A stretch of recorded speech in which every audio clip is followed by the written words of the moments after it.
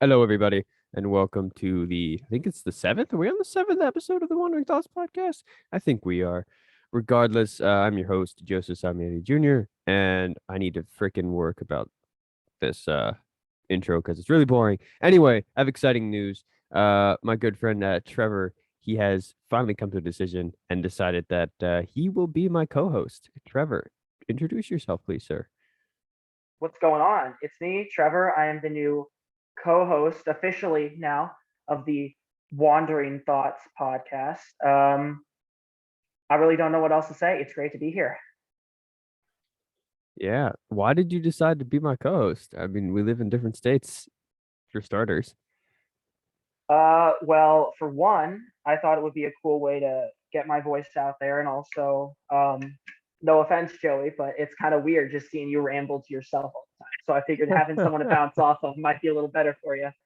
No, I agree. Like when I started the podcast, the goal was to sit down with a group of guys or girls. At the moment, I didn't have any girls to talk to. Still don't, but a group of people to sit down and talk with and just talk about the world and whatever, and anything in the world, right?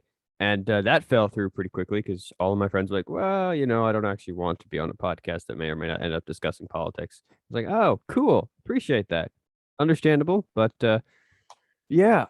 So it's been what? It's been 2 weeks since we released an episode. I guess well, I have to say I because you weren't we weren't a Yeah, we that was the until one this you did week. with Sean because Yeah. I was in Houston.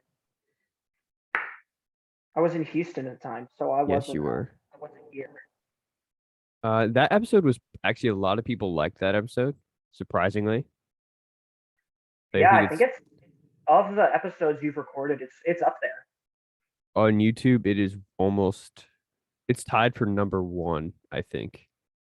I think is the number one on YouTube. I think the first full episode, Causes for Depression, I think so. I wouldn't be because it's the surprised. most. Looking at Buzzsprout, it's the most downloaded. Right. Let's see. Number one, the bloodiest war in American history, Oh, 17 okay. views. Number two, the history of Independence Day, 16 views. Daily routine and its benefits on mental and physical health has five. Causes for depression only has four views. Huh. Interesting. Did you and when you and Sean recorded, did you record with video?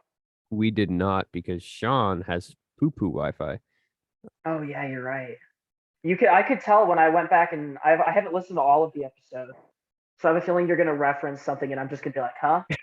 I've listened to about half of it. I have it downloaded on Spotify. I just haven't gotten around to listening to the whole thing. You know, But you can hear the bad audio quality, which we oh all yeah. knew he had. We Yeah. all knew it was there well before you had him on. It's, I it's know you knew why it. it's why I wish I could get people directly here with me because then it's like great. I've got three mics. I can always buy more when I have the money for it. Mm. And we can go from there. Because then video is a lot harder. Oh gosh, hang on. This grass background is getting on my nerves. Oh You no. wanted it there. I know, but now it's removing my mic. Uh please go back to none. Oh, hello there, bedroom of mine. Studio effects. No. Oh gosh. Oh no. Okay, I shouldn't be playing with this. Okay, okay. My eyebrows are fine the way they are. No, no, keep playing. I want to see what you can make worse or better about yourself. But let's be honest, it's most likely going to be worse. Oh yeah. It's a zoom visual effect. It's not going to be better. Yeah, no, it's not. Look, I got some fake facial hair here, making my other facial hair look better. Yeah. The funniest part about that last one is that it went over the mic. Wait, Put it wait, back wait. on. Put on Yeah. the full goatee again. Yeah, it goes over the I mic see. Oh boy. because it's taking the line that you already have above your lip and then it's just extending Hey, it naturally to where it's supposed to be. my lips look good now, and now my microphone has lips. Okay, I was gonna say. okay, okay. All right. These things. Nope. All right. Nope. Nope. This is not Pizza. none of these are serious. None of them are worthwhile. I'm not here, so I don't know why I would ever have this as my Why virtual would you? Why background. would you want to be there? Honestly, like that place is kind of bad right now, buddy. Oh, it's a moving That's nice. background. That's a moving background. The blur is best, I think, but it makes my face look cut out, and I hate that. Well, yeah, because it's. I mean, Zoom only puts so much money into these things. Yeah, I know. Full screen. Hello there. Hello, it's full screen. Okay. So I suck at advertising the podcast. And you can tell when you look at Buzzsprout and you check the stats page. If you check the first episode and the first like 3 weeks of the podcast, you'll see that Mm-hmm. it starts out with like 50 some odd plays and then drops down kind of drastically. And that's because of a lack of advertising. The first episode I did, I advertised on Telegram with a bunch of friends. I was like, yo, I published my first episode. And then a bunch of people were like, yo, this is awesome. And that's why there's like people from like 50 different, not literally 50, but like 50 different countries who've listened to the podcasts because of a Telegram group.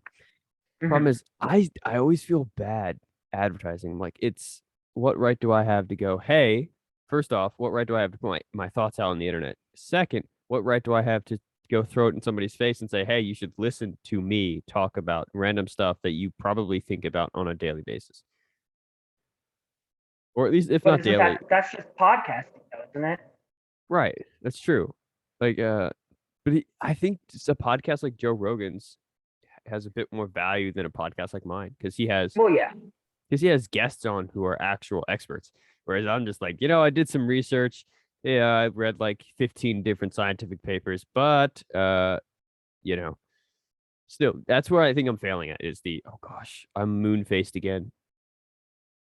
Why did the sun have to come out? I don't know. Why don't I? I'll go ask God for you, Yeah, and God will tell me exactly why He put the sun there. I'm very white. Anyway, yeah, Oh, I we just know. yeah. Speaking of which, we haven't had a Zoom call with the gang in what, 4 weeks, 6 weeks? Longer than that. I don't think we've had one since camp. Yeah, no, you're right. Camp was So it's been almost 2 months, that's I think. terrifying. I mean, there's been like VCs open, but Well, that's yeah, less. I think there's a VC. Well, actually, it's been a few weeks since even a VC was open, I think. yeah, I mean, it's it's been a always few weeks. open, but since people have actually been on it. Yeah, it's kind of sad. I miss having the weekly Zoom calls where we all just sit down, play games, talk to each other. Sean and I argue about everything, and then Mel goes like, "Well, you guys need to stop it, or I'm kicking you from the group." I'm amazed nobody's been kicked yet. Other than I think only one. Has anyone been kicked? I don't think anyone's been kicked. No, I don't think anyone's been kicked either. Did Chloe leave on her own? Yeah, she left on her own. Okay, yeah, that's what I thought. I just couldn't remember clearly. My friend Noah, he left on his own. So yeah, it's interesting. And I Did you? think part of like Go ahead. the weekly call thing falling out of practice because I mean a lot of it is because I mean for the most part quarantine and all that stuff is over, and that's mostly the reason we started it was because we were just kind of sitting around not doing anything with our lives. Figured might as well start doing this. Might give us a little better sense of community since we can't see people. Right, but I still don't see people. Like I work like Yeah. 3 days a week, and that's it. That's the only people I see. So Yeah, it's I it's don't. Yeah, I'm pretty much the same way. Like I really just see people at work at this point, mm, especially right now. But I mean, high school swim season starts up in less than 2 weeks, finally. So that'll be nice, getting to see some of those people. Even though I mean, actually, I don't know. I have nothing bad to say about them. yeah. People are difficult sometimes. People are great sometimes. It's the human condition, except that's not what the human condition usually means. But like, Yeah, whatever. people are it's hit or miss with people. But I don't care. Like I just want to have people that I can go Mhm. like, yo, just random names here. Just yo, Johnny, you want to hang out this weekend? Sure, call your girl. Let's go hang out somewhere, something like that. I don't want to just be like, I have one friend who I can hang out with in person, and he's in England right now. So Oh yeah. so it's kind of hard to go hang out with people. So like I haven't been hanging out with people in person, like to just hang out, have fun, play video games, walk around outside, talk, whatever. Like 3 weeks.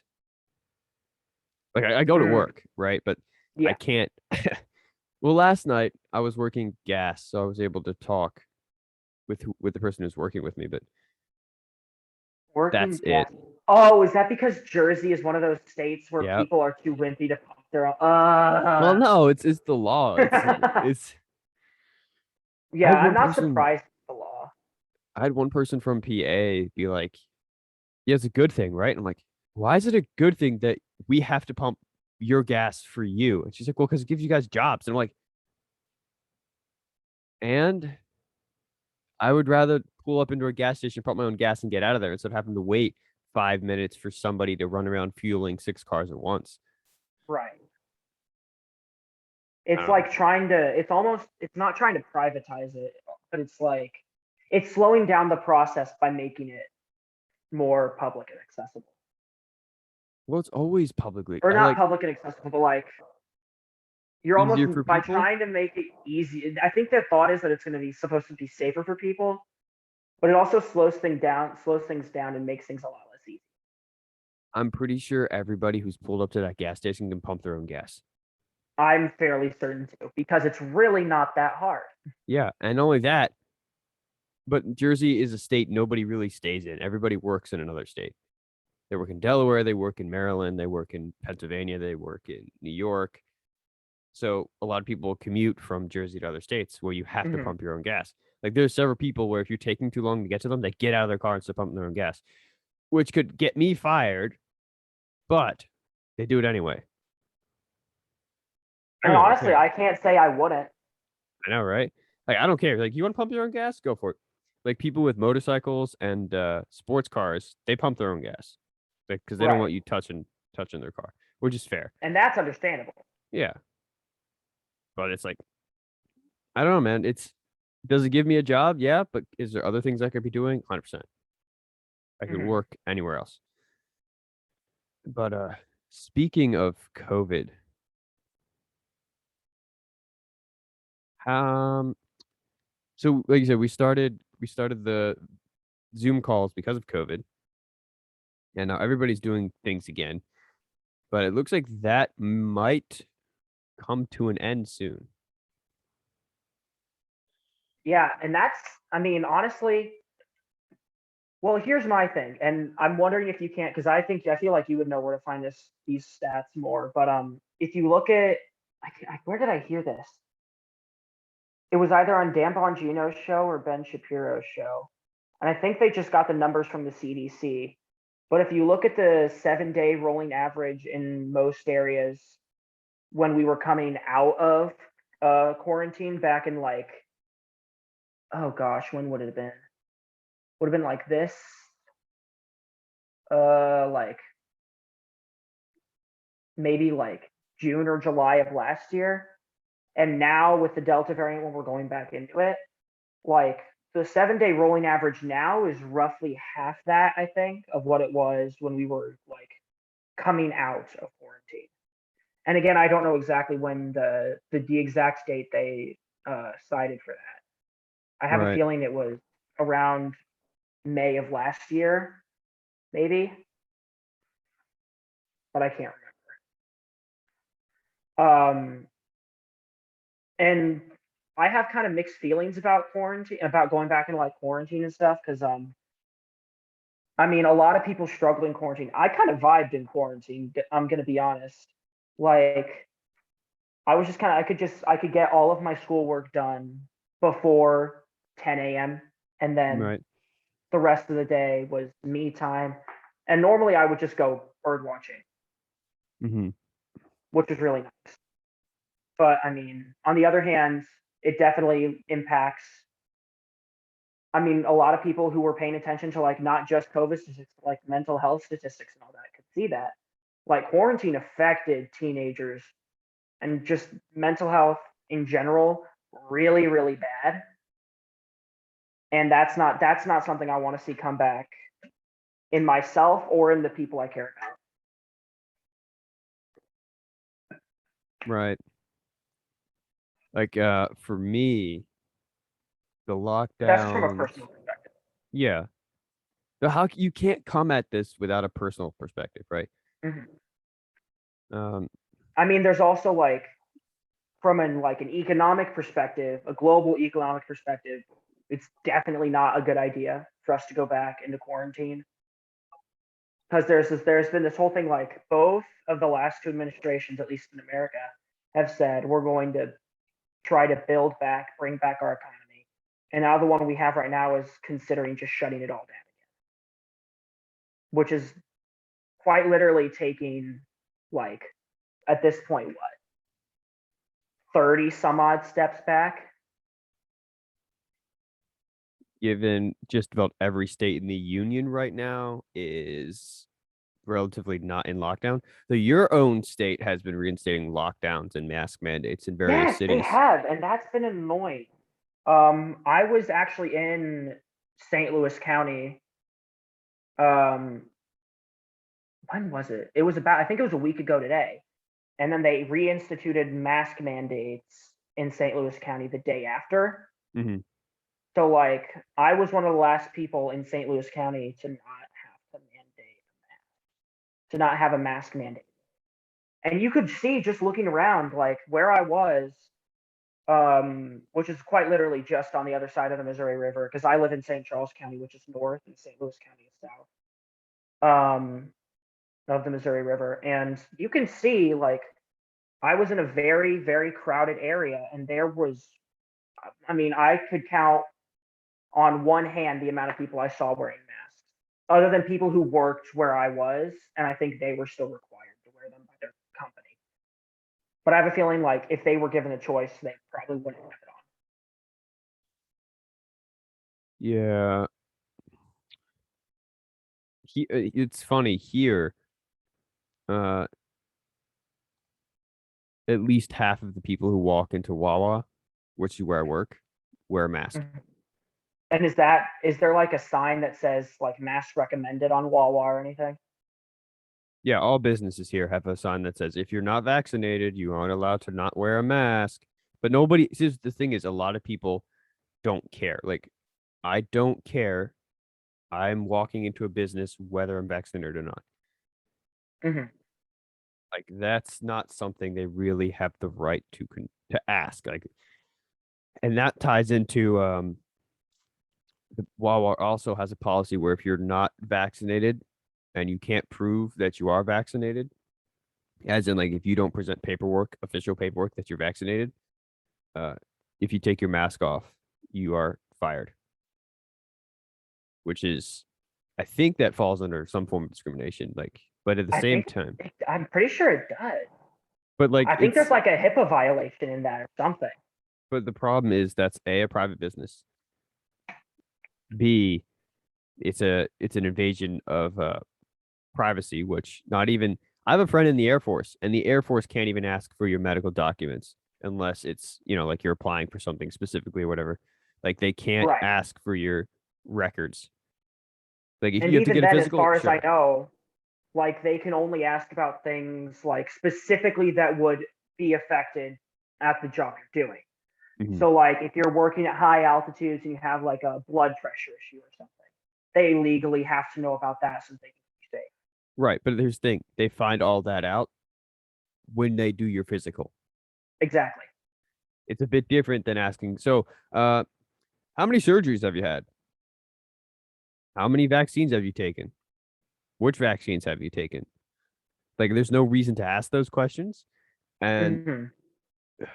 so Tim Pool, he's constantly saying we need to by we he means the people. He says you specifically, like you, as in the people watching who live in cities and the suburbs, of especially blue states. Granted, even red states, if you're in a city, you're screwed.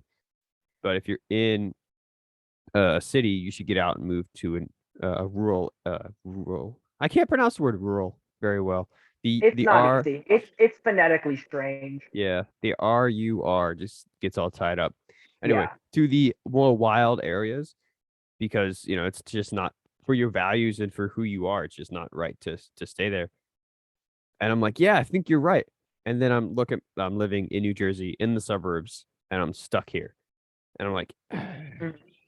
like I have to go to work every time I go to work. I got to wear a mask the entire time. Drives me nuts. And then But there's I think, and sorry, go ahead. no, you go.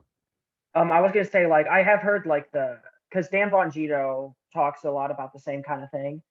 And he's always like, he used to say like there's a fight to be fought in the cities, and I think there is, like politically speaking, not physically speaking. I do not condone violence in any way, shape, or form. But like he says, and I haven't heard him say it in a while, but I haven't listened to his show a whole lot recently. That if you are conservative, not even just for conservative Republican, if you are like being held back by the laws and restrictions in these states, you got to get out of there. But I think part of the problem with that is people who feel like they're restricted in one state under those laws will end up going to another state and then voting for the exact same laws. Right. And I think that was a lot of the concern with all of the Californians moving to places like Texas and Arizona and New Mexico, places that are, red and purple states that are starting to swing more blue because people are moving there from another place. And it's the case where it's like, great, you're just bringing your policy over to this place and making it the exact same. And in as little as 10 years or as many as a century, you and your relatives and your like descendants are going to be doing the exact same thing somewhere else. So it's just going to create a cycle of creating. I'm worried that it's going to create like an endless cycle of people moving somewhere, making the policies there bad, moving somewhere else, making the policies there bad. And at some point, I feel like if you let it go too long, it might just create a generally bad scenario. Also, I'm highly uneducated, so I probably have no idea what I'm talking about, and it kind of feels like that right No, you're right. I've heard Tim Pool, Steven now. Crowder, Dan Bongino, who else? Just about anyone, even Joe Rogan a bit, I believe. Talk Because about Joe Rogan was one of those people who left California for Texas, right? yeah, yep. And then they talk about how if you're going to move to a new place, you need to make sure you're voting for the values that you have, and not just you know voting for the same things you voted for your entire life just because that's what you voted for. Because like it's going to end up screwing the state over. I mean, let's look at Jersey. It's I think we have one county that goes Republican every year. I think it might be Burlington County, which is the largest county in the state, but it's not enough. Like if the results for the presidential election back in what November, it was like 1 million Republican votes, 2 million Democratic votes. So there isn't even an even split in this state. It's most of the people who live here, either they don't vote or they all vote Democrat. So it's very hard to talk about or even think about, like openly think about. Like if someone asks you, "What are you thinking about?" and you mention it, you're probably going to get ostracized. There's just a lot of because we also have the whole Philly thing, and Philly is a definitely a city run by idiots. But point being, a lot of people from Philly come to Jersey and vice versa. Thus, we're also influenced by Philly culture. So there's a whole slew of really rude and uncultured people in the state. Don't get me wrong, the state has wonderful people and wonderful scenery, but it Right. And I sucks. think most states do. Like it's the other thing with you were talking about Pennsylvania. Um California is pretty similar.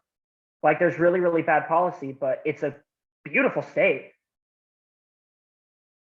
Yeah, and it makes me wonder, like, it frustrates me actually. Not makes me wonder, it frustrates me because A, it doesn't matter if I vote. My vote will count for nothing when I'm being outvoted 2-1, right? Right.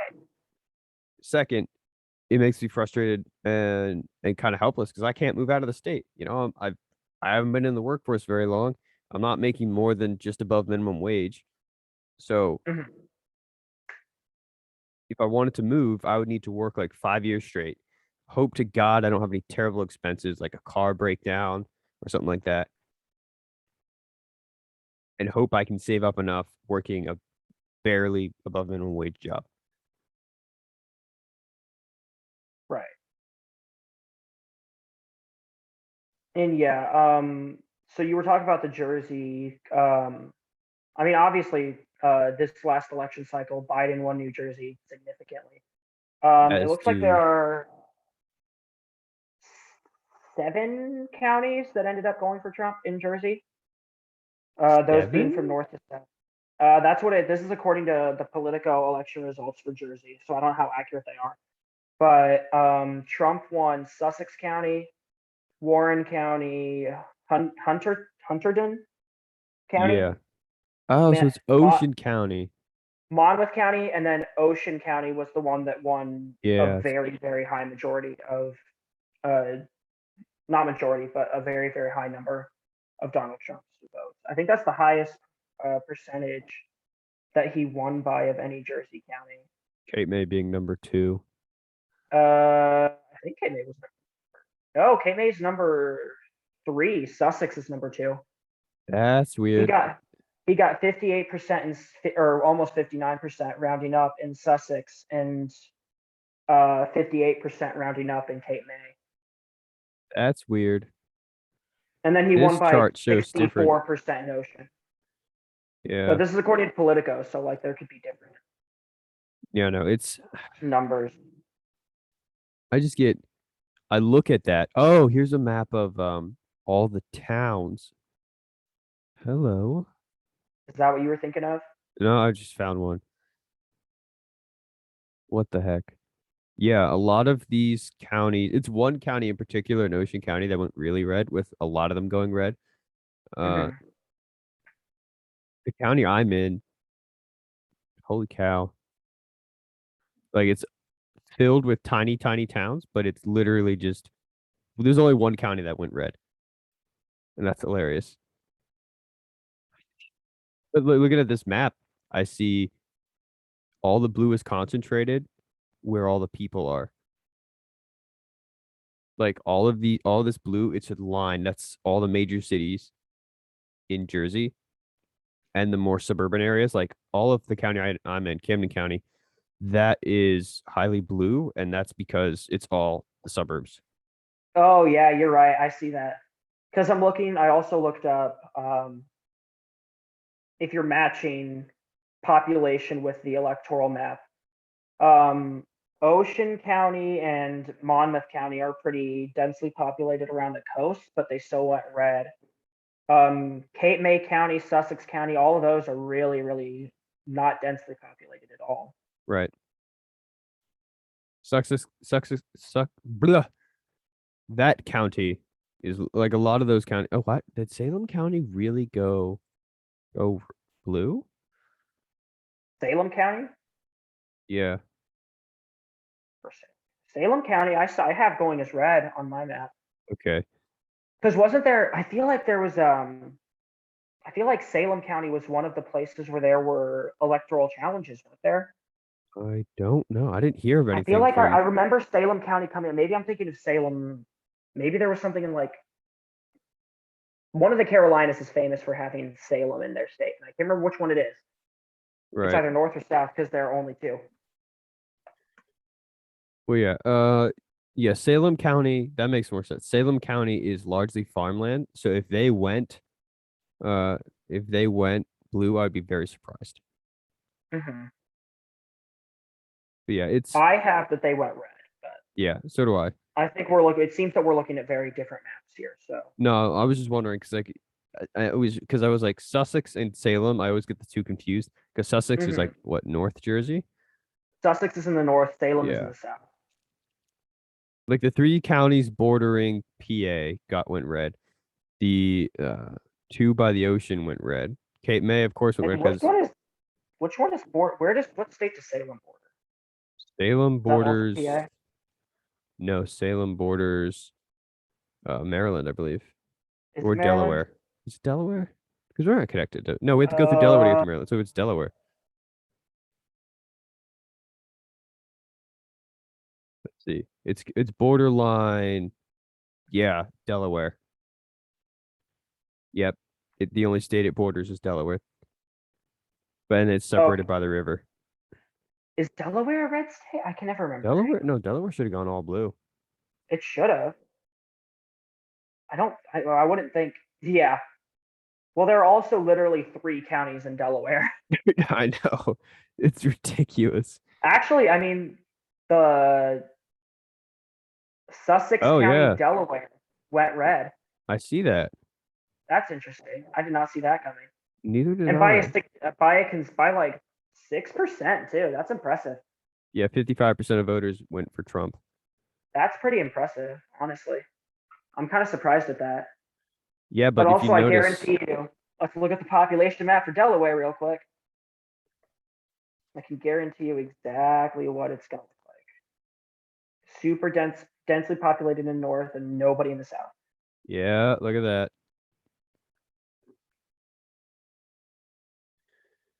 Yep, up in the Northerners, Oh, look, you got up to 70,000 nobody saw residents. that coming. Nobody saw that coming at all.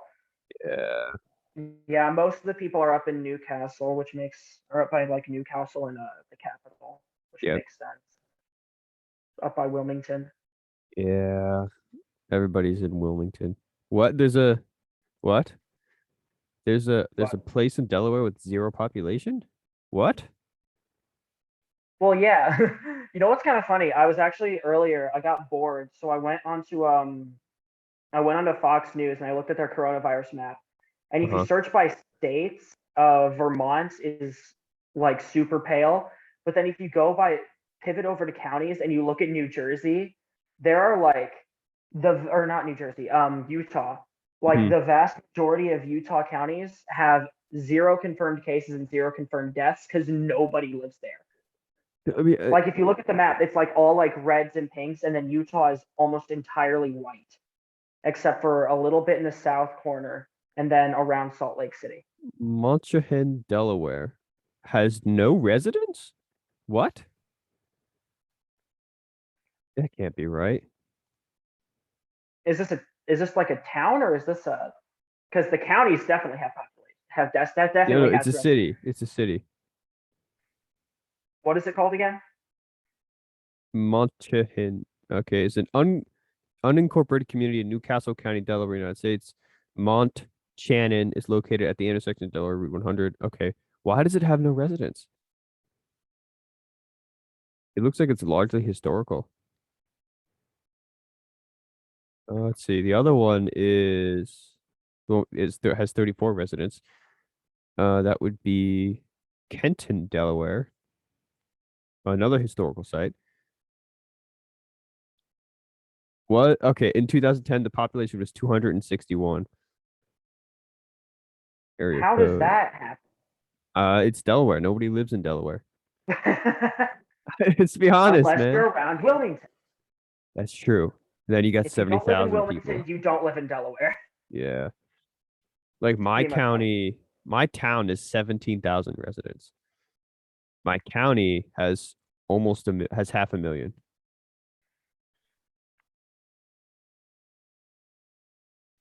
That what's interesting is it's been steadily dropping. No, it climbed. It is as of 2019, it climbed by a little over 100 residents. Hmm. But wait, but since okay, as it started climbing in see, it started climbing back in the early 2000 like 1998. starts climbing, keeps climbing, hits a peak around like 2009, then starts dropping. 2010, it was like 513,000 residents. We go to last year, no, 2 years ago, 506,000 residents. But I'm pretty sure not enough people are going to leave that I can just have Camden County all to myself. No, I don't think that's happening. Not at all. it would be nice though. It would be. Imagine having an entire county to yourself. That'd just be awesome. Oh yeah, what counties are really vacant? How irresponsible would you get? Okay, here's population 2018 to 2021. Population growth was 0.03%, 0.02%, 0.02%, 0.02% for my county. I mean, it's not in the negative, but like it's still not growing. It was from 2011 to 2017. It was in the negatives. Oh wow. Yeah, I'm just not in the zone right now. The explosion happened. Okay, the 1920s and 30s. That makes sense.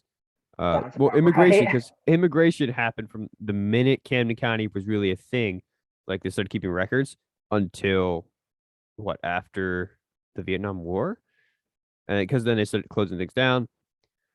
We haven't had, but also 1920s and 30s, and also after like the 40s. What else was happening then? That's the baby boom generation. That's true. 1960, the population jumped by 30.36%. 1930, 32.44%. 1890, 39.31%. Here's the thing. 1970, we hit 16.39%. 1980, 3.37%. 1990, 6.61. 2010, 2.08. 2011, negative 0.13, and just keeps dropping. Growth since 2010, negative 1.28%. Oh, wow. I wonder what overall U.S. states, U.S. overall population growth. We hit 8.9 million in 2017. Let's see. The growth rate has been slowly dropping off since, well, there's a dip in the 1950s. 40s, 50s starts to grow. 60s hits a peak, dips again, hits a smaller peak, dips again. Yeah, interesting. Growth rate is negative for my state. It's negative 0.04%. Holy cow. Red or blue? Blue. I don't really care. No, yeah, you can see that pretty darn. What is it called? There's a name for the, like, what happens when it's on the what is it called? Like, what happens when a population starts to plateau? I remember. I think I remember what it's called, but that's not what I'm not talking about. What that's what I'm talking about. Okay. Have you ever seen the demographic? Is it the demographic transition map? I think no.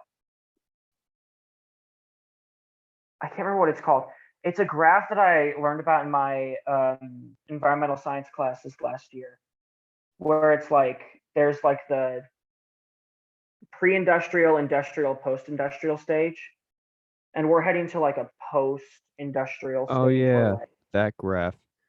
Like birth rates are lower, and like birth rates are lowered to meet death rates or something. I can't remember how. Birth rates, people stop having as many kids because they don't see a need to have as many kids. Deaths aren't happening as much. I literally just read about this in biology. Deaths aren't happening as much, and so thus the population starts to steady out, and it hits a plateau, which would be thrown into an exponential graph. But well, we've been climbing since, let's see, since the 1950s, and we climb, and we're at a plateau. In fact, if it starts dipping, I will be very happy. But we've got 8.8 million residents, so there's not really much I can hope for. Population rank is 11th in the states, 11th? We're in top 15. Why does Michigan have Huh. more residents than New Jersey? How does Michigan have more residents than New Jersey? Well, Michigan's bigger. Michigan's bigger. Michigan has, because remember, all it has the main state and it also has the Upper Peninsula, which has like Right. 2 people. Um, no, but Illinois is in the top. Oh, because Chicago exists. Okay, let's see. Number one most populated state is California, followed by Texas, followed by Oh Florida, wow. followed by New York, followed by Pennsylvania, followed by Illinois, followed by Ohio, not Iowa, Ohio, followed by Georgia, by North Carolina, and then Michigan. All right, here's a quiz for you. We'll see if Sure. you know this. Which state, as of 2021, has the lowest growth rate? You can't look it up. Uh, Don't look it up. lowest growth rate? You're gonna get it wrong. I guarantee you right now. Well, I know it's not California, and I know it's not New York. California's in the plus. New York is barely in the negative. Yeah. I wouldn't be surprised if it was a state like West Virginia, because West Virginia's It economy's been crashing. it is West Uh, Virginia. oh, yeah. Huh. As soon as you said West Virginia, I'm like, what? I didn't know there. I didn't know what was. Oh, Yeah, West Virginia's economy is crashing because they rely upon fracking. They rely upon largely coal and other industrials that nobody really wants anymore. So they're running out of right. businesses. So the state government is incentivizing people to move there with like, we'll give you like $1,500 or something like. Actually, I want to look this up. West Virginia. Okay, this is all well Yeah. and good, but the what I have a problem with right now is that the website I'm using to find these population stats, it seems like a legit enough source, but it's counting Puerto Rico and DC as states. At states? Yeah, Really? What website are you using? worldpopulationreview.com. I'm using the same one. Oh boy. And Well, then see, this my one, page isn't isn't showing. surprising. My page isn't showing either of those estates. Maybe it's just my computer or something. Um, Oh, I see. I what see. state has the highest population growth rate? The highest population growth rate? This one's, I'm not surprised because I knew a little bit about this, but Um, well, I wouldn't be surprised if it was a state near Idaho, if not Idaho. it is Idaho. Uh-huh. Because isn't it like everyone's leaving from like, oh, Oregon which and one is it? California. Like Oregon and Yeah. California and going to Idaho, Yep. which I mean, I'm not wearing an Idaho shirt for no reason. It's a great state and I love it. Yeah, but I don't think it'll be Oh worth wow. moving to because What's go ahead. um since 2010, what is the lowest growth rate? Lowest? Yes. Okay, I'm actually gonna spoil this one because according to this, the lowest growth rate is Puerto Rico with negative 14.16. But we're not going to count that one outside of Puerto Rico because it's not a state yet. It doesn't count. Which I one hope has it the never lowest growth becomes a rate? state. It shouldn't. It should become its own country, in my opinion, but that's just me. Yes. Puerto Rico, it doesn't, I never considered it as part of the US territories until I like think about it. I'm like, oh yeah, we do kind of still own We Puerto kind of Rico. got that. We kind of got that area locked down. Yeah. I don't know why Biden doesn't just free them, be like, you are free, Puerto Rico. Go do what you wish. Honestly, I wouldn't be surprised if that's what happened. I should petition for it. That might be one of the only liberal things that I might ever petition for. Well, but it also makes sense because like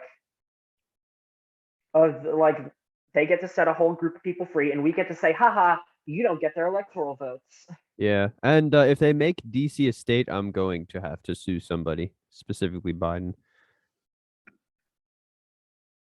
I feel like that's where a civilian lawsuit will come in hand. Right. It's because the problem is, I was listening to Tim Pool talk about this like 2-3 months ago. The problem is, was it Tim Pool? It was one of the political commentators I listened to. And the problem is DC took land from Maryland and Virginia. So if you make DC a state, then you've taken land from Maryland and Virginia illegally. And per the Constitution, you're not allowed to do that. So you'd have to find a way around that, and at the same time, figure out a way to, I don't know, find a way to make it work legally. There really is just a massive list of reasons we should not do it. Number one, it's not supposed to be a state. Great, that's a great reason, because Wasn't that outlined by the founders I that believe DC wasn't so. meant to be a state? I couldn't tell you where they said it. I don't think it was in the Constitution, but It I'm was pretty not sure at one point somebody said, one of the founders said, DC is not meant to be a state. right. I'm gonna look that up But of because course, nobody really cares about the founding fathers these days because they were pro-slave and all that. Except, I mean, most of them weren't pro; they just were pro-freedom. It's a whole can of worms. I don't think we want to open in this episode. I always open the cans of worms. I know you do because I've known you for a bit. All right, let's see. Why isn't Washington, D.C. a state according to history.com? Do I trust history? No. But this will give a rough overview. What other choice do we have here? ResearchGate, but I don't want to wade through a 70-page article. I don't. Okay. It's starting off by saying Washington, D.C. is the ancestral home of the Nacotchtank people, also known as the Anacostans. After British colonists drove them out of their land, it became part of Maryland and Virginia. In 1970, oh my gosh, 1790, both of these states ceded their territory to establish the District of Columbia as the capital of the United States. At the time, there were about 3,000 people living there. The U.S. Constitution, Article 1, Section 8, Clause 17, instructed that the seat of the government be a district not exceeding 10 miles square, over which It was in the Congress Constitution. would exercise exclusive legislation. James Madison spelled out the reason for the arrangement, explaining that maintaining an isolated district would prevent any state from holding too much power by being home to the national government. Oh gosh, then in the 1870s, Congress stripped D.C. of their local representation too. Oh, huh. Because if you're not a state, you don't have the right. Well, I might be creating an argument for making DC a state now, based on what the Constitution says, because it says, what does it say? The U.S. Constitution, then it says what article, instructed that seat of government should be a district not exceeding 10 miles square. Well, DC currently is at 68.34. So, Yeah. Oh gosh. in fact, there's even another question. Is Washington, D.C. 10 square miles? It's one of those people also ask questions. Since 1980, D.C. has advocated for congressional representation through statehood. Activists and politicians have connected D.C.'s fight for representation to similar struggles in the U.S. territories of Puerto Rico, Guam, and the U.S. Virgin Isles, the Northern Marina Isles, and of the American Samoa. Like D.C. residents in the 1960s, the U.S. citizens who live in these territories, pay federal taxes, but have no voting members in Congress and can't vote for president. Well, because you're not supposed to live there. It was supposed to be a place where Congress and the president could live and their staff, and that's it. And right, and that's probably probably a good part of the reason they didn't want it to be more than 10 square miles, because they didn't want to have space for people to live there. DC statehood passes bill. They passed one bill actually this year. I need to read what this bill was. Do I need? Nah, I don't need to read it, but I want to know it. Don't need to? Correct. Want to? Absolutely. Congresswoman Eleanor Holmes Norton, Democratic DC, celebrated House passage today of her District Columbia Statehood Bill HR 51. The bill passed by a vote of 216 to 208. The bill had 216 co-sponsors, virtually guaranteeing passage. This is only the second time a chamber of Congress has ever passed a DC statehood bill. The first was when the House passed so the House passed the bill, but who cares? It has to pass the Senate. It didn't pass the Senate. Right, exactly. So if it doesn't pass the Senate, because was it this year? Right. Yeah, that was this year. Did the DC statehood bill pass the Senate? I can almost guarantee you it didn't pass. House passes. Now that was in April. I don't care about April. I need to know More recent. The reason Washington, D.C. is not a state. Here's why Washington, D.C. is not a state. Washington, D.C., U.S. Embassy in Austria. I don't care about that. It started with a drunken mob. Oh, no. Gosh. Okay.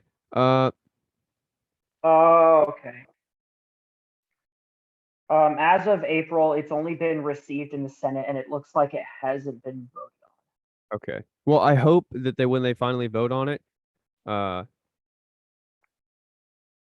they say no because it's just not, I don't think it's going to work. I really don't think it'll work out very well. Oh my word. West Virginia to pay remote workers $12,000 to move to the country roads area. Well, they to its country roads. Holy cow! I could get paid $12,000 to move there if my podcast counts as remote working. Uh-huh. I'll take that. So on HR 51, it was introduced to the House in January. Right. It got amended by the Oversight and Reform by Committee on Oversight and Reform in April. Sent to a couple other committees. A report was filed by the Committee on Oversight and Reform, and then it was passed in House. And yeah, it hasn't been touched since. It looks like. I don't know if they're just debating on it, if it's just been sent to committee a few hundred times, or if I don't know. I think I would be willing to bet it's just sitting in committee right now. Well, there's other more important things to focus on, right? They haven't even passed HR 1, I don't think. They haven't? I don't know. Did they? R1 bill 2021. Well, I could read the entire bill. Oh, the HR 1 is massive. I know. It's the For the People Act. Despite the fact that I'm pretty sure a lot of people don't want it. It passed the House. It's the same case. It's only passed in the House. It's only passed in the House. Which is good, don't get me wrong. Wasn't there? Oh, you know what? I think I remember. I could be remembering this wrong. I think I was listening to Verdict with Ted Cruz. Mm-hmm. And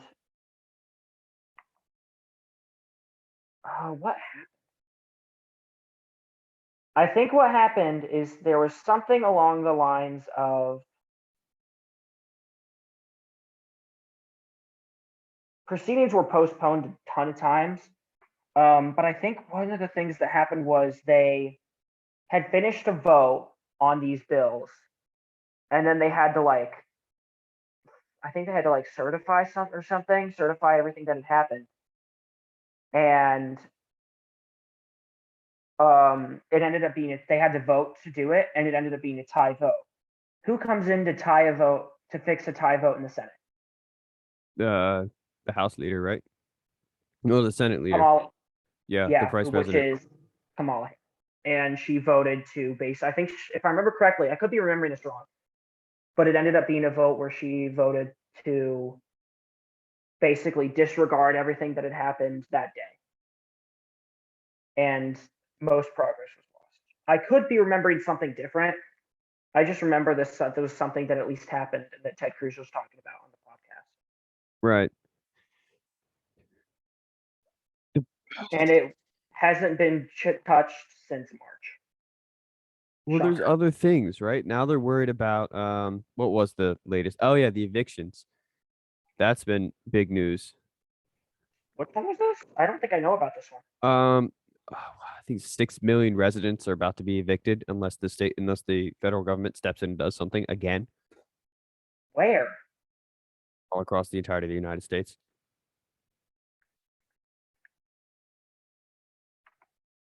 Or was it 60 million? It was a 6 something. Should be really easy to find. Everybody was talking about it for the past few days. So they probably I hadn't heard a thing about it. Eviction crisis. Boom. The federal eviction ban is Eviction crisis looms after Biden and Congress fail to extend COVID ban. More than 3.6 million at risk of eviction after COVID relief ends. Yeah. oh well, this is just worded brilliantly. Oh boy. What's it say? It says on July 31st, a set of pandemic relief measures for renters and homeowners enacted under President Trump will end, and the Biden administration doesn't appear interested in renewing that. Who wrote that article? This is Yahoo News by by Joseph and I don't he's got a hard to pronounce last name, and I don't know if I want to try it. I can't So believe I'm that not. Biden. Zabalos Roig. We'll go with that. I can't believe that Biden didn't get that passed despite everything. Like he's supposed to be the support of all this, the backbone for this. Mm-hmm. Individual cities seem to be doing okay, but why is the appeal banned? Okay, thanks, internet. Anyway, who's Michael Bennett? I knew it. He's a senator for Colorado. Ha ha ha. Don't care, man. Basically, if the government doesn't do anything, then roughly 3.7 million people get kicked out of their homes. When That's it's the not government's good. fault that they're in that position anyway. But oh, you know what I've been meaning to look up because I've been hearing so much about it? Mm-hmm. Unemployment rates, how much people are actually getting from the because everyone's saying they're basically getting paid $16 an hour from what's it called specifically, unemployment benefits and things like that, plus Yeah, other because I am like legit, I go into my Wawa and am in the break room, take my break, and there's a sign that says free money, refer people to work at Wawa, and if they survive for 90 days you get $500. Did somebody refer you to work at Wawa? My friend did, but I'm not working at his Wawa, so he can't get the free money. Wow, really screwed over your buddy there, didn't you? But it's like, how do I want to get to work? Yes. So it's either work at his, which is a 10-minute drive by car, work at mine, which is a 5-minute drive by car. If it's a 10-minute drive by car, it's going to be 20 to 30 minutes of biking. But if it's a 5 minute, it's like what, 15 minutes? It's literally 10 minutes to bike to my Wawa, 30 minutes to walk. So I wanted to work at the one he's working at, but I don't think it would work out very well. Right. Let's see. Unemployment crisis. Oh, okay. The crisis of long-term unemployment is looming in the U.S. That's an article from March, 7 days ago. Gen X workers may face the biggest unemployment crisis. Study finds. What study found They this? say Gen X. Yeah, Gen X. Which generation is Gen X? The 1960s and the early 1980s. Why aren't they listing millennials? I don't know, because they're weird. Maybe. Also, do millennials even work? Well, I know a few who do. In fact, I mean, I really can't say much. My youth group leader is a millennial, so right, there's there are some millennials who are really good at this kind of work thing, but then there are a lot who only work and don't do anything else. Like you sounded really old when you said that. Like, yeah, these millennials, they're pretty good at this working thing, I think it's gonna work out pretty well for them. but it That's what really you sounded like depends. that. Okay, so I'm 60 years old now. That matches the mindset I have. But I'm on one of those podcast things, man, like I've got a microphone in my face and I've got a fancy light up keyboard in front of me, and I don't know how any of this works. But like I'm seeing a lot of millennials who will work, but then they'll live with their parents until they're 30, 40 years old. in part because it's really expensive to live on your own right now. And if you're only able to work a job that pays you $17 an hour, you're not going to go anywhere. I mean, I That's also think that's part of the motivation. Like, I mean, if you notice, I think the age that people are getting married in the United States is like continuously younger and younger. I think part it's of it is older. that, like, is it getting older?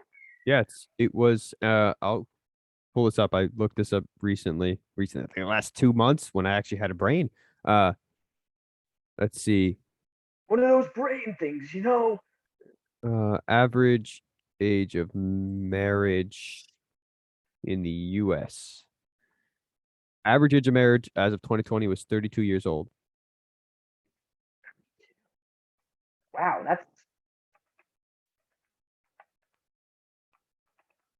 Yeah, and it's that's lower than I thought. That's younger than I thought it was going to be, honestly. 1940 it was like almost age 24 for men. For women it was just over age 20. It's been climbing ever since. Now for women it's around like age 28 and for men it's like age 31-ish, a little over age 30. According to the United States Census Bureau. Hmm. Um like it started out higher in the 1890s. Like the 1890s women were like 22 and men Hmm. were 26. But it didn't start to dip, hit the 1920s, went popped up a little bit again, dipped way down when we actually started getting data consistently in the 19 mid 1940s, and then just slowly climbs all the way up, which is terrifying. And it points to a lot of different things. I think like a how horrible the economy is. Yes. B But we knew that morals. already. Yeah, morals, like and values. People just don't care about marriage anymore. They don't. They just rather have sex, have kids, maybe, and move on with life. And Don't that's get one of the married. things I was going to ask.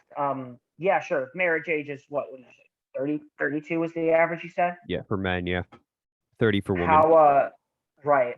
How many of those couples you think were living, like what percentage you think were living together before they got married? If I'd I had to reckon it's above, guess, I'd reckon it's above 60. I would just gonna say like 75. That is because a lot of the people who I talk to online tend to be liberals, and they all tend to have girlfriends or boyfriends that they're hanging out with or sleeping with or whatever. Mhm. And they're like in their 20s. And I'm like, okay, well, clearly, well, if you love somebody that much, and let's say you love someone that much, you've been living with them for 2+ years, why aren't you married? You're virtually married at that point. Why not just seal the deal? Is it a fear of commitment? Is it a well Well, the I think they sealed the deal already. no exactly it's like make it official. But I think the problem is when you make it official, you run into a commitment issue, which is if it's official, I can't just leave this person when time gets tough. I'm stuck here until death. Like I cannot escape this person. If I'm a 60-year-old man and my wife is 60,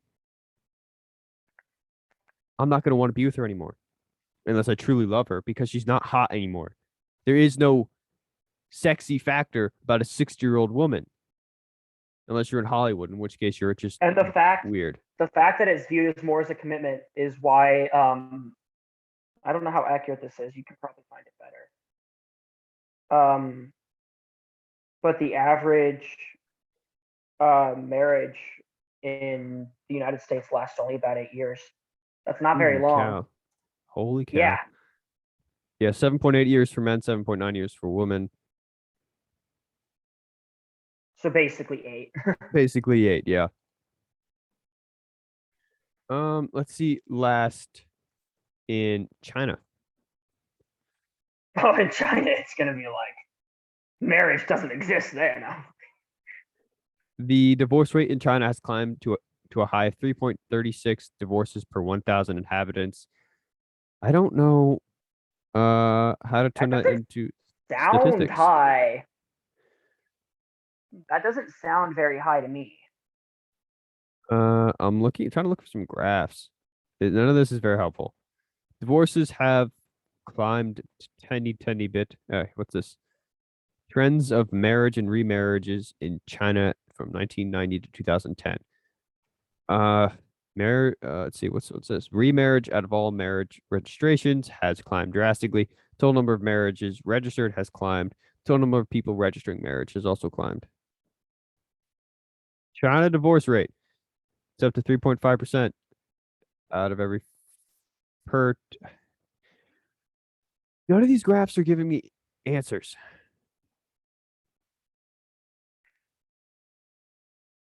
None of these graphs are helpful. Shocker Okay. there. All right. We were talking about the unemployment crisis, and I've still got an article pulled up for that. So Gen X are the people born between 1960s and the 1980s. Gen X workers aged 45 I and think older. that would be that's our parents, right? That's my mom. My dad's a baby boomer. Oh wow. Yeah. That's my parents. That's my parents. Gen X workers aged 45 and older may be bearing the brunt of a global unemployment crisis as the pandemic adds to existing challenges for older workers, according to a new report. Rapid digital adoption during the pandemic has accelerated the automation of jobs and worsened underlying ageism, making it harder for mid-career workers to secure roles, according to the report from Generation, a nonprofit employment organization. That's a new one, ageism. I know what it means, but I've never heard it referred to it that way. I've never heard it said seriously. My dad has actually run into that problem because they look at you and you're like, if there's certain jobs, if you're a certain age, it's like, no, you can't work here. You're too old. Like he wanted to be a park ranger, and they said you're too old. You're 60 years old. You can't be a park ranger. Sorry. Instead of looking at like health wise, I don't think he should have been a park ranger. He needed to get in shape. But I'm just saying, like a lot of jobs go, well, you're 45 years old. We could hire you. Maybe if you're 60, we don't want to hire you. You're going to be dead in 20 years. You're useless. Yes, that's it. That's it. We don't want you dying on the job. Exactly. But also, I think what's the average age of retirement in the United States? Isn't it like 55? People, okay. I'm gonna say something that nobody. I've yet to find someone who agree with me.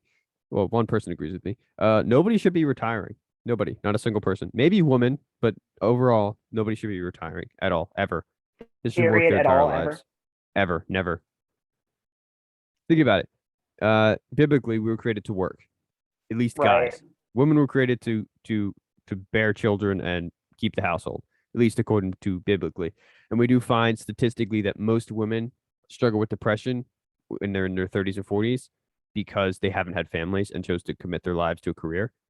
And Mhm. they have a biological clock. Guys don't.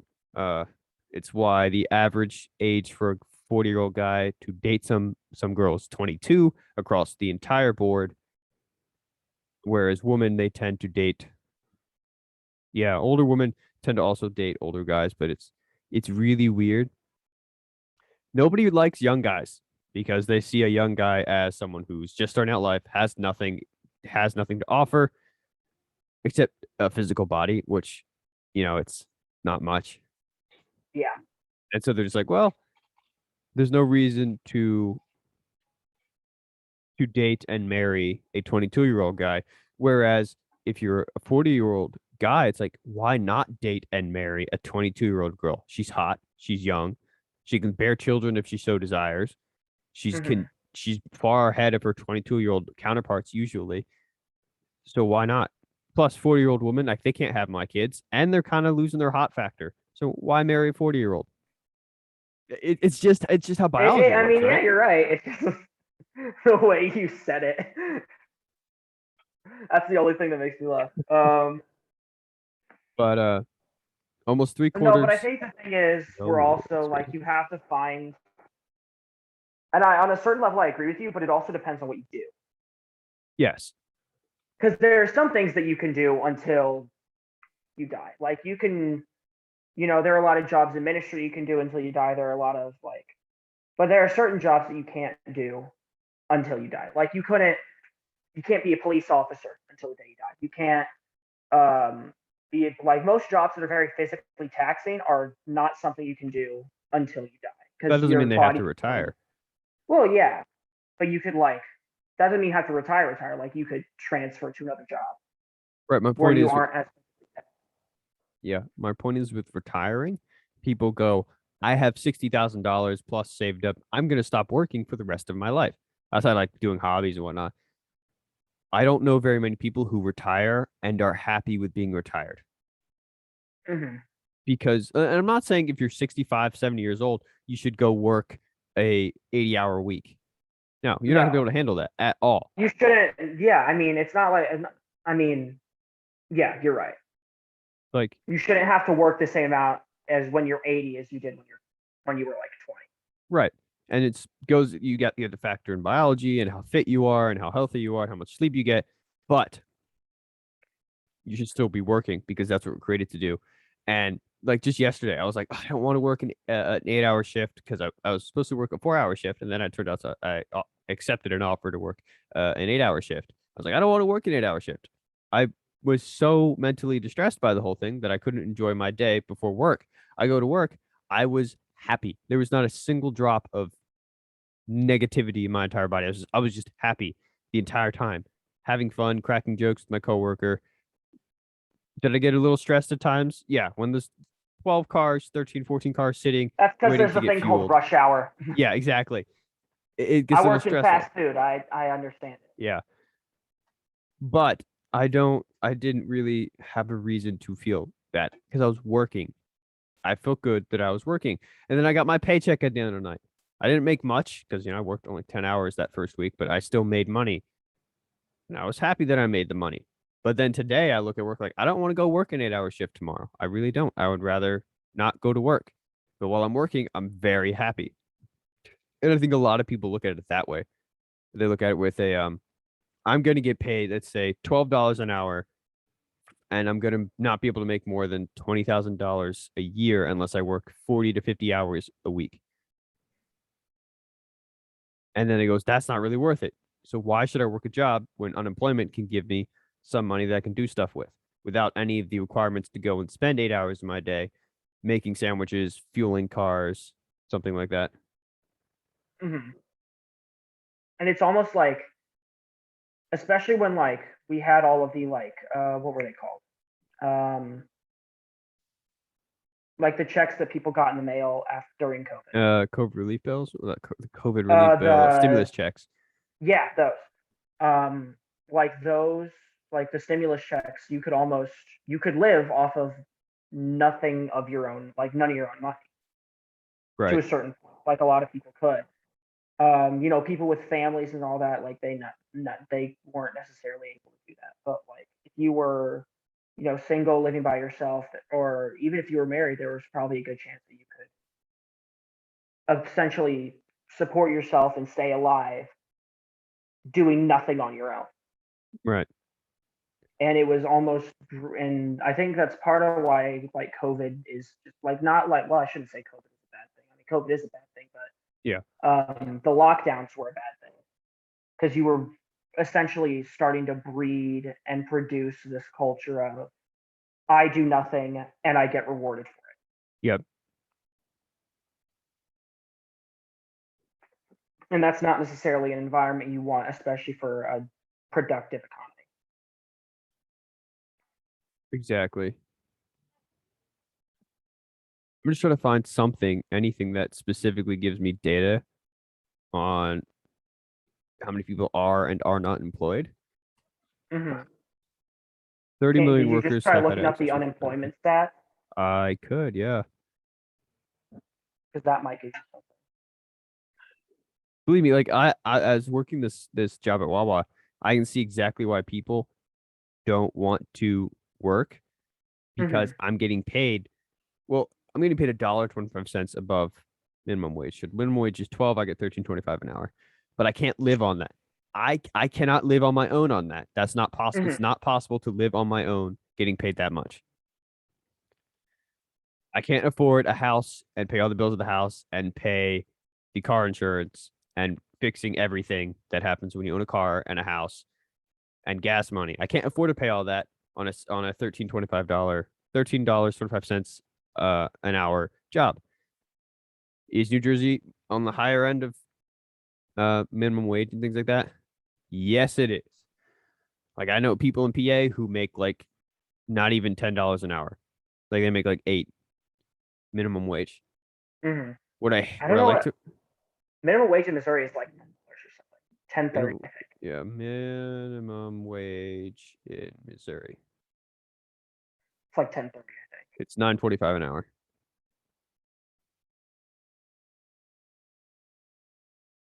Do you get paychecks? No, I get paid more than minimum wage. I know that for sure. I get paid more than what I thought was minimum wage. Right.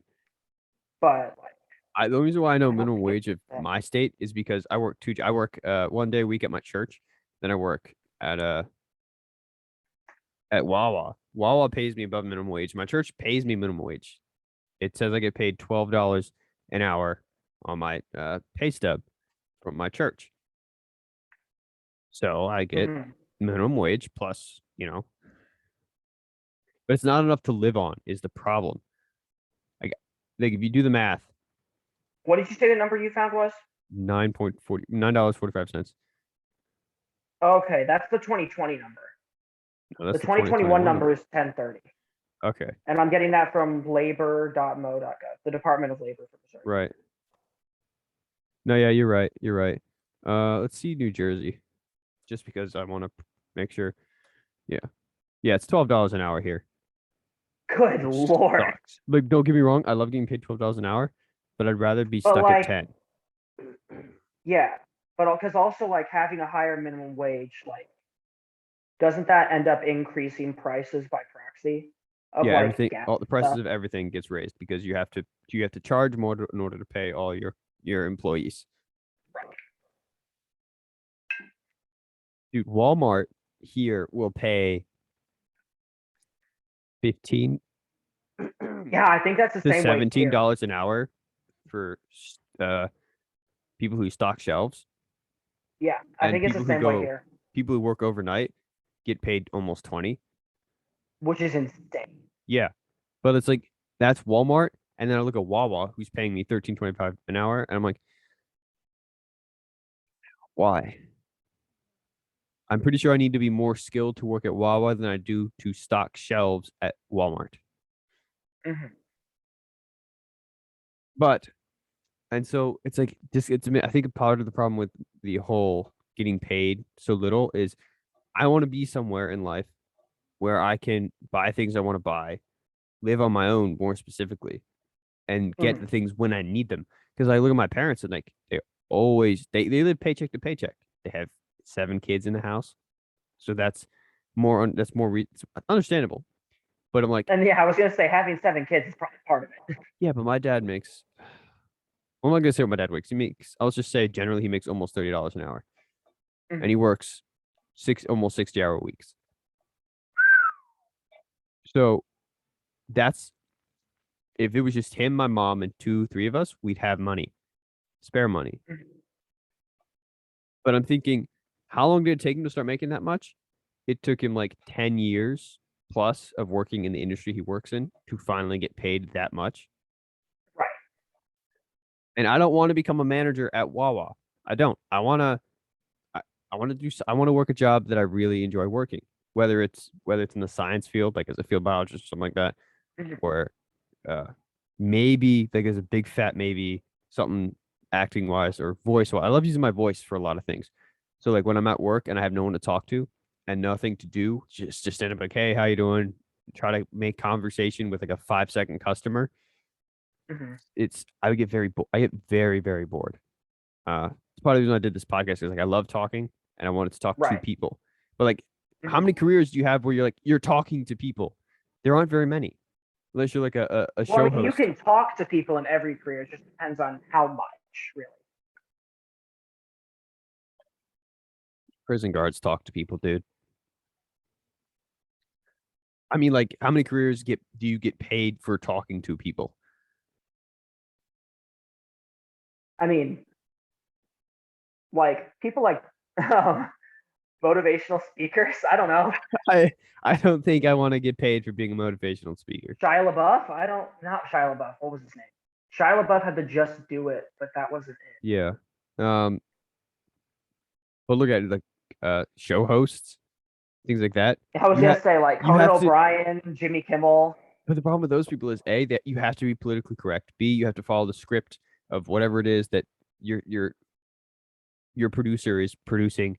You have to be within certain boundaries. You can't just speak your mind. And I'm not saying that I should go out and just like get paid for speaking my mind, but Just become Chris Pratt. actually, it'd be better if I became Joe Rogan. That's a lot better. Well, but think about here's what I've been thinking. I just thought about this. Like the rules of Hollywood, the rule number one: be politically correct, and then attachment underneath, unless you're Chris Pratt. Even Chris Pratt is somewhat politically correct. Somewhat, yeah, but not to the same extent as a lot of people are. Well, for sure, for sure. In fact, there are a lot of people in Hollywood who aren't politically correct, but just nobody knows about them. To be. Yeah, and that's sad. But like, it took Joe Rogan what, a decade? He's done like 12 years of podcasting, but he did things that made him a lot of money before that. Yeah, like he was he was or he still is, but what did he? He was a show host with a bunch of people. He was on not a show. The other thing, like he was on 2 or 3 different shows. He was and now he's an MMA commentator. MMA commentator. That's what it was. Yep. And he's been doing that for years. I got MMA in my head, but I couldn't get I couldn't think of the word for commentator until you said it. But he's got a podcast. Is one of the largest podcasts in the world, and that makes him a lot of money. And he's got the MMA contract, I presume, which makes him some money potentially, unless he volunteers for it. I'm not entirely clear on that. But the thing is, he made money before he got into this field. He was a stand-up comedian. Right. Still is a stand-up comedian. Didn't he just recently do a tour with Dave Chappelle? He did, yeah. And now he's opening his own comedy club. That'll do well. Yeah, if he does it right, yeah. If he does it right, it'll do well. There's no real big reason that I can think of. But my point is, first off, I have to remind myself nobody works one job their entire life. Right. Second,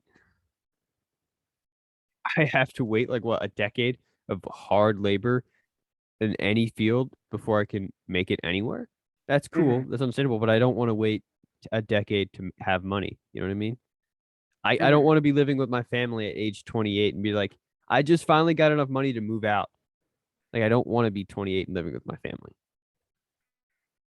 Like, that doesn't appeal to me. Plus, it lowers my social standing, and I don't want that either. Right. I don't want to be like, let's say I'm playing a video game, and I'm just like, yo, hey, I'm hanging out with, say I'm talking and someone comes up behind me, they're like, who was that? Like, that was my mom. You live with your parents? Yeah. How old did you say you were? 27. What? Like, I don't like that. And even if it never happens, I don't like how it makes me feel to think of even being 28. I'm 18 and I want to get out of here. I want to live on my own. I want to be independent. I want to be able to support myself, do what I want. And you're now at the age where legally you can't. Yeah. Problem is, I can't make enough money to do that. Working one job, part-time. I'd have to work like a full-time job and then another part-time job. I mean, also part of it is where you live. True. I lost $15 to taxes. Cost of housing or something? Oh my gosh. Renting even an apartment. For like a small apartment. Renting an apartment costs anywhere from $1,000 to $1,700, sometimes more, a month. I would have to work a full-time job. Let's see let's say I make $13.25 an hour a week. So that's 13.25. No.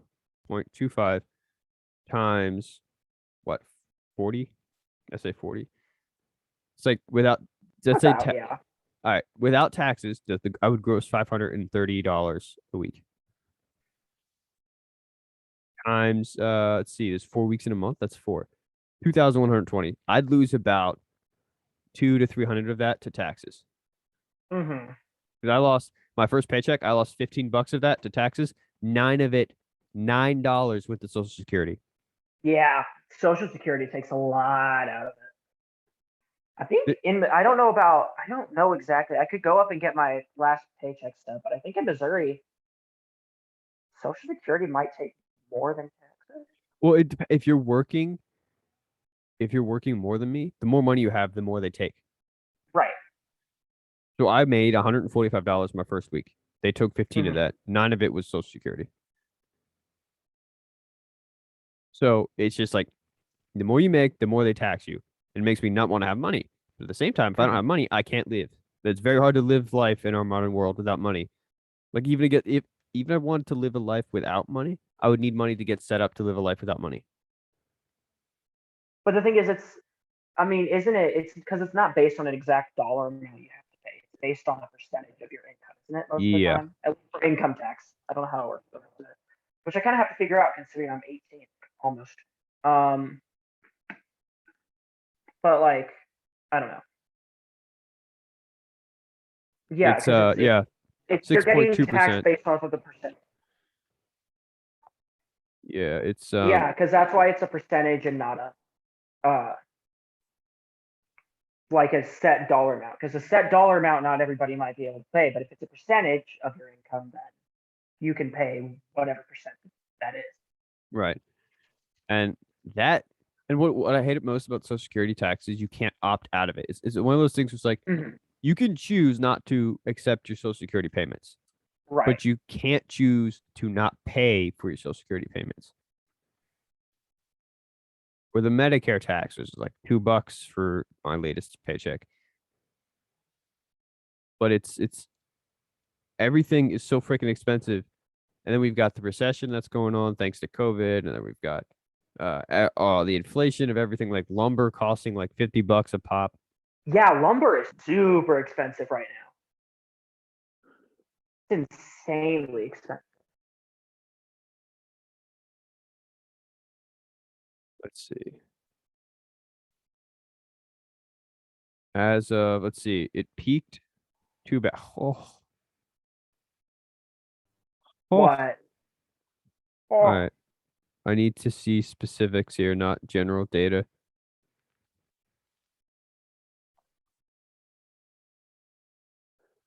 Lumber price, lumber price. Let's just do a 2x4 lumber prices. $2.38. Okay, wow. A stud costs 517. A 2x6 costs 882. 12 footers 1376. Lumber uh, prices. Let's see.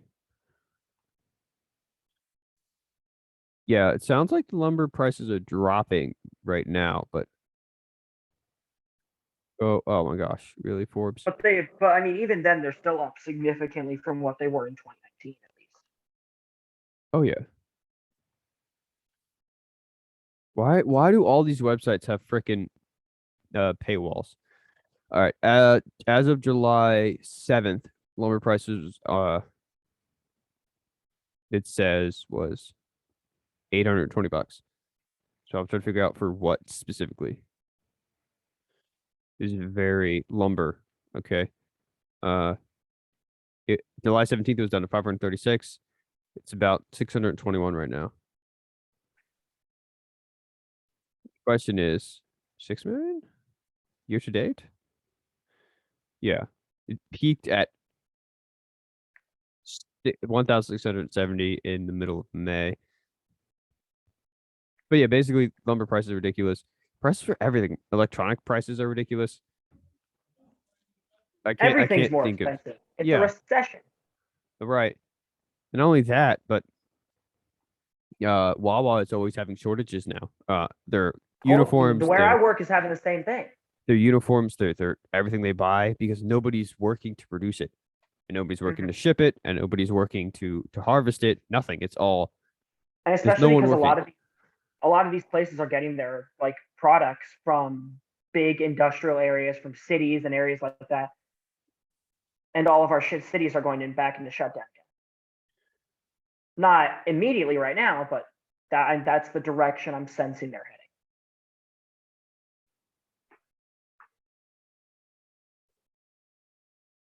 Gosh. Yeah. Okay. Record high unemployment. More than 40% of the unemployed who aren't looking urgently for work either said they could rely on extra savings or income to get by for now. Um, whole host of things that happen. Demand for workers is very strong right now, but we'll need to see it stay strong quite some time for a quick return to pre-pandemic levels of employment. Yeah. That being said, we might not be able to fully return to pre-pandemic levels due to the aging of the population. Hey, have kids. That solves that problem. It's almost as if the solution was right in front of us the whole Yeah. time. Ugh. Are people unemployed because they don't want to work? The answer: Yes. there are a very large amount of job openings, and there are a large number of people who are unemployed, and the pace of filling a job somehow feels slower than it might be. Um, Temporarily laid off. I don't care. 2.8 million people said they're not working because they remain afraid of COVID-19, of getting it and spreading it. Holy cow.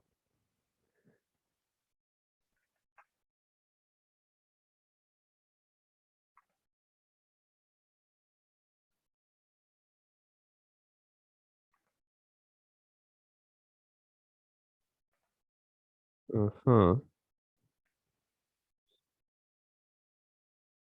Okay. All experts pointed who had to leave workforce because of child care issues. Many daycares are still largely shut down. Um, I feel like a lot of these articles are ignoring why people aren't returning to work. Because they're getting paid to not work. Yeah. The truth behind this statement by The Guardian, who I do not trust. I don't think any. I know a lot of people who trust The Guardian. Well, they're stupid. When people say they are watching CNN, I do not trust a word that comes out of their mouth. You know what I mean? Like it's okay. Yeah, I just stop. I just clock out. No, it's not good.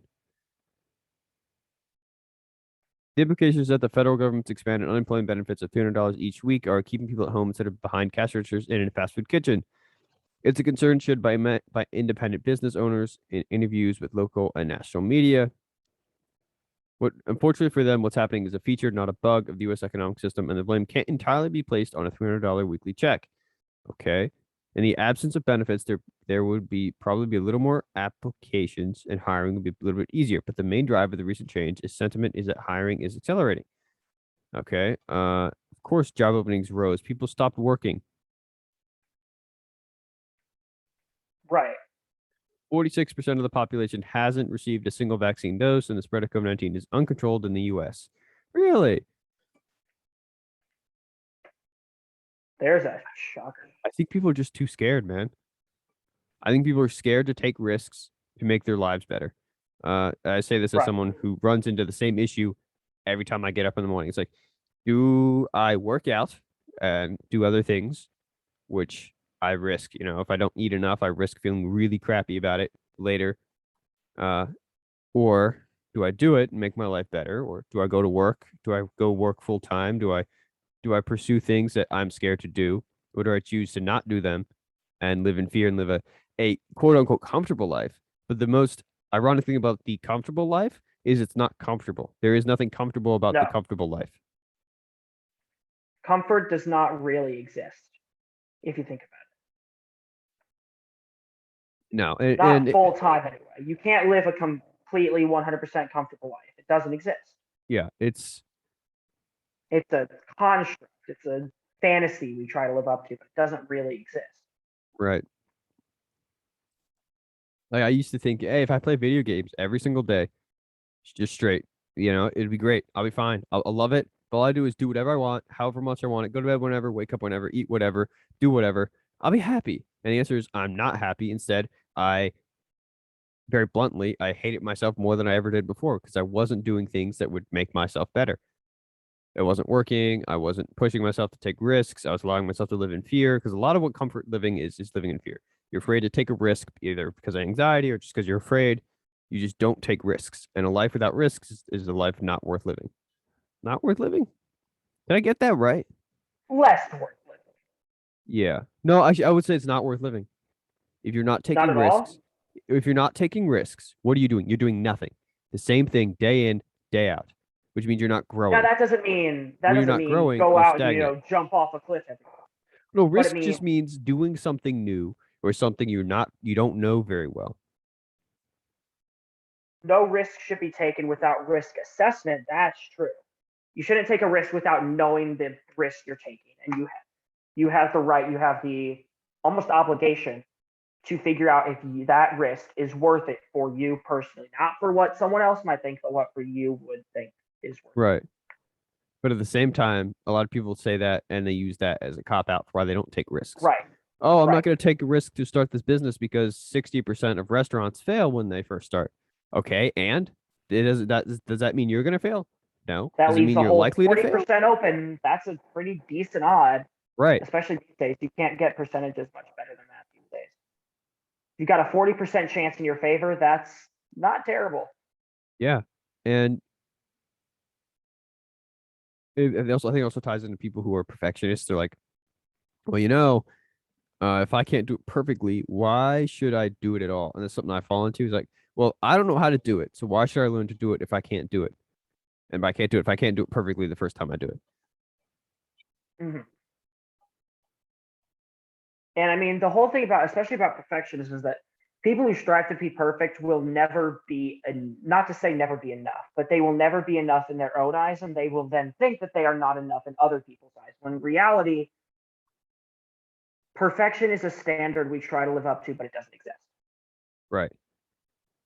There's no way you're going to go 365 days straight without having a day where you don't work out, without having a day where you accidentally sleep in late, having a day where you stay up late, having a day where you go off your diet.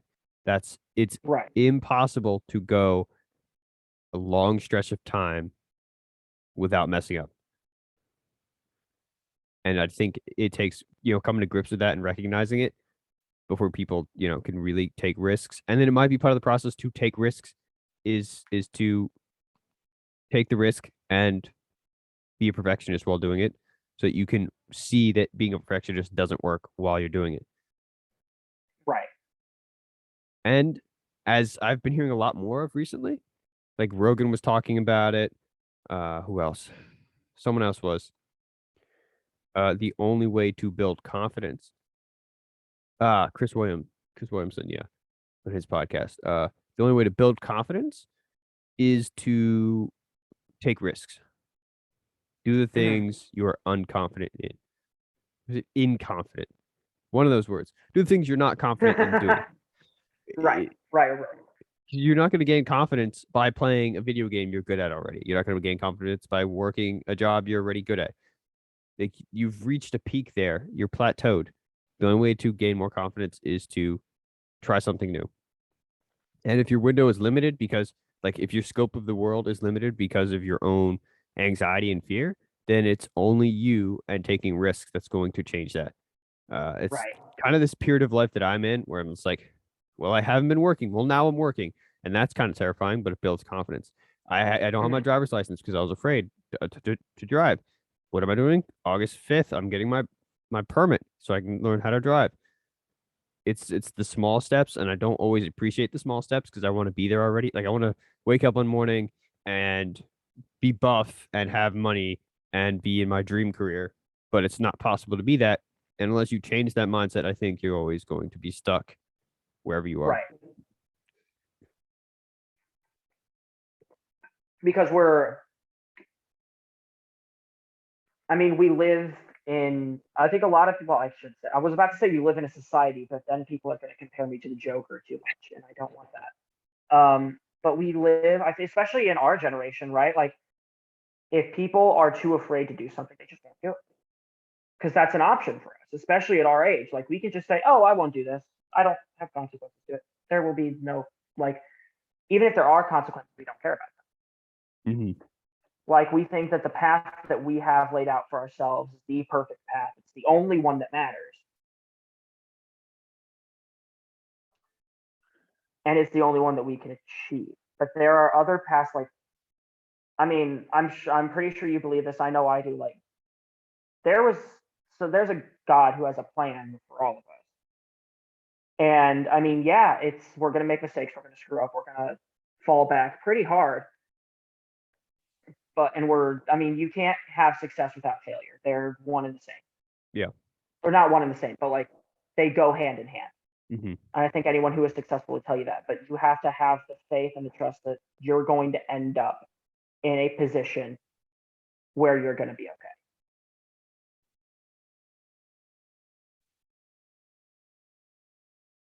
I mean, I couldn't really sum up everything that much better, you know, because I said my piece, you said your piece, different perspectives. I have a hard time incorporating the God aspect in everything because it's very hard to see God and feel him physically. Like when I think of various things in life or whatever, it's like I have family and I have friends and I have this would I can go exercise and get sunlight and eat well and sleep well to beat depression, for example. But with God, where it's like trust him to lead you and guide you, or how to grow your faith and whatnot, and have him as the center of your life instead of other things, it's very hard because to me, God isn't very physical. He's not right there in front of me. I can't talk to him and hear him talk back, you know, things like that. Mm-hmm. So I often forget to be like, oh yeah, God's always a part of this equation when I'm trying to do something. Yeah. And I found as I've been something I've been working on, especially recently, like I found that you can't necessarily have a good physical, mental life without having a solid spiritual life. Yeah. And I mean, there are always going to be people who say, "Yeah, I'm super happy and I'm not religious," and I counter that by saying, "I mean, are you really happy?" I don't think anyone. First off, I don't think anyone is really happy. Period. There is always something that isn't good, that isn't to be happy about. Happiness, 100% happiness doesn't exist. I don't. I would counter that with happiness is a choice. So even when life sucks, my neighbor, when she had cancer, stage 4 cancer, she was in pain every day, was one of the most joyful, at peace people I'd ever met Mm-hmm. because she centered her life on God and the hope that one day she'd be healed. And that hope was ultimately fulfilled when she died. But point is, because she had that, she said, well, life kind of sucks, but I've got a greater hope. So this life does not dominate my choice to be happy. So I think happiness is a choice, whether or not there is one bad thing in your life or not. Right. So like positive thinking, it's really cliche for someone to go, well, you should be thinking more positively. But Mm-hmm. And I my hate it when people say you should be yeah, thinking positive. but my own experience has proven that it works, Yeah. and it's something I have to work on again. Just It's something that choosing to everybody be. has to work on. Even the most like perfect, not perfect, because perfect doesn't exist. I kind of already discussed that, but the most spiritual people, the people who are most in tune with their spirituality, they still have a lot to work on, especially in that department.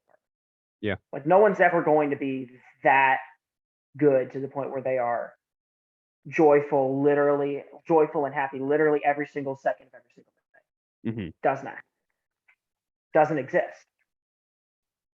yeah, Not even Jesus was joyful and happy every single step of the way. He cried. He flipped tables in anger. We forget these things.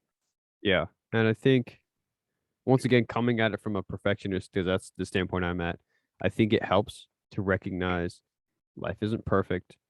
I will never be perfect. What I need to do is not strive for perfection, but to strive for enjoying life to the fullest, enjoying the friends and family I have, enjoying dinners with them, enjoying dinners as a whole, enjoying simple walks, enjoying exercise, enjoying work, enjoying the small things in life, you know, the giggle of a little girl, to the bigger things in life, like marriage and the intimacy of marriage. But I think it's going from a mindset of life has to be perfect, so I must strive to be perfect, which gives you a very work driven mindset, which means you're never relaxed, Mhm. you're always stressed, to a yeah, there are things I need to improve, so I need to work on those. But while doing that, I need to focus on, hey, life is worth living, and there are things I enjoy doing, so I need to enjoy doing them, even if it's just enjoying a dinner with family. Right. And that's one of the things like, okay, so I'm going to kind of try this thing for every episode from now on where I'm going to try to tie something like a song that I listen to a lot. And I think you've heard this song because we have a shared playlist. But there's this song. There are a couple ones that kind of tackle this, but the main one that comes to mind is it kind of goes back to what you were talking about, like a dinner with family and friends. It's a song by Jeremy Camp called "Keep Me in the Moment," Mhm. and it's like the entire focus of the song is that we have this habit as humans of being so focused on what's about to happen, what's going to happen, and what we need to do to be able to make things happen, to prevent certain things from happening. That and we get so caught up in what's going to happen, and a lot of times what just happened, in the past, what's going to happen in the future, we lose focus on what's going on right here, right now, in the moment. Right. And we lose focus on all the we lose focus on the good things, the positive things that we have in life.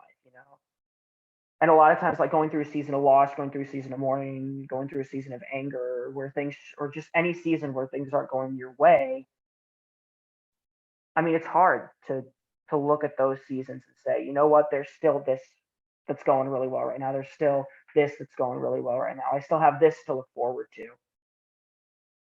And I still have, not even, actually, that kind of takes off point, because you don't want to be looking forward to something. You want to be living more in the moment, looking at what you have right now, what you've been given right now, the special time that God has given you right here and right Hmm. now.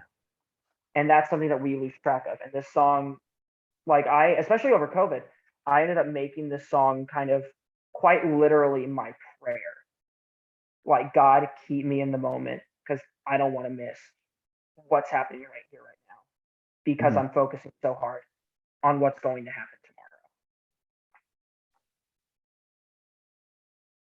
Yeah, it's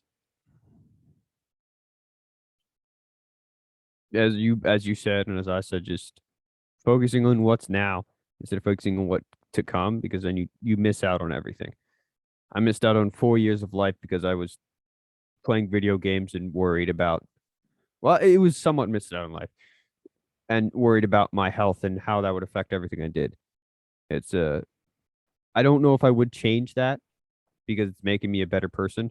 I definitely hate the Mm-hmm. struggle I have to go through because of it, but I think it's really worth it to take a step back, examine who you are, what you believe, what your morals are, what your values are, and how you're living life so that you can live the best life possible. And it's subjective. What's a good life for me is not a good life for you. Right. No one's no one should be living the exact same life as their neighbor. Everyone's life, everyone's experience, it's going to be different. You have to find what's good in your life instead of trying to get what's good in somebody else's life, Brings to which I mind, do. yeah. Same. I look at like the lives of celebrities and I'm like, I wish I had the schedule of that celebrity. Go to bed at this time, wake up at this time, do this at that time, do that at that time. But it doesn't work because I'm not them. So I need to have my own schedule that works for me, that allows me to be Right. the most productive and happy person I can be, which once again is a mindset thing. Everything's a mindset. I'd even argue that a large portion of depression is a mindset, depending on what your cause of it is.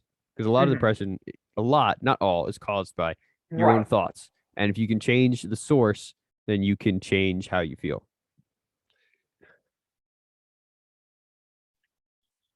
But I also throw a lot of weight on personal responsibility, a bit more than a lot of people, I think. So it's a complicated web of who, what. Right.